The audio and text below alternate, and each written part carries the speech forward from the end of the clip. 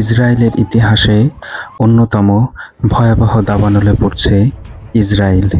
এখনও নিয়ন্ত্রণে আসেনি আগুনের উত্তাপ।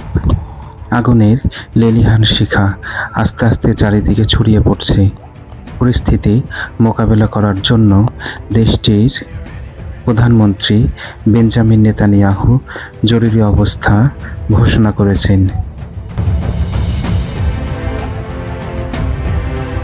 ইসরায়েল প্রতিনিয়ত বোমাবর্ষণ করে নিরীহ গাজাবাসীকে হত্যা করে চলেছে। বোমার কারণে জ্বলছে গাজা।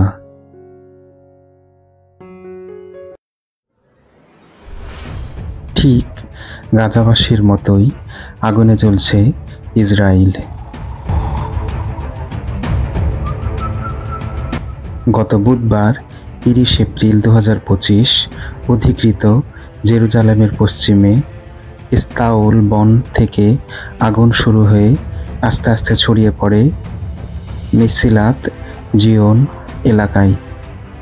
প্রবল বাতাস, উচ্চ তাপমাত্রা ভয়াবহ এ দাবানলকে দ্রুত ছড়িয়ে দেয়।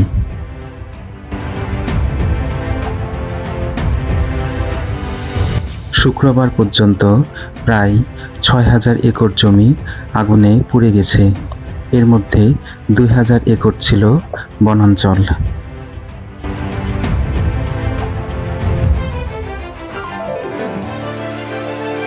প্রচণ্ড বাতাসের কারণে পরিস্থিতি আরও জটিল হয়ে উঠছে।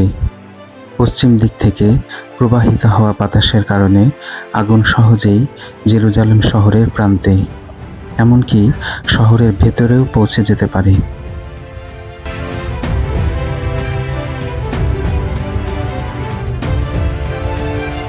ইসরায়েলি প্রধানমন্ত্রী বেঞ্জামিন নেতানিয়াহু আন্তর্জাতিক সাহায্য চেয়েছেন।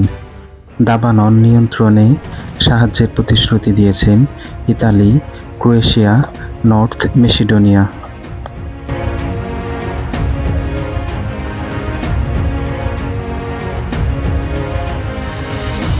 দাবানল নিয়ন্ত্রণে আক্রান্ত এলাকাতে 155টি অগ্নি নির্বাপক দল এবং এলাদ স্কোয়াড্রনের অগ্নি নিবারণ প্লেন কাজ করছে।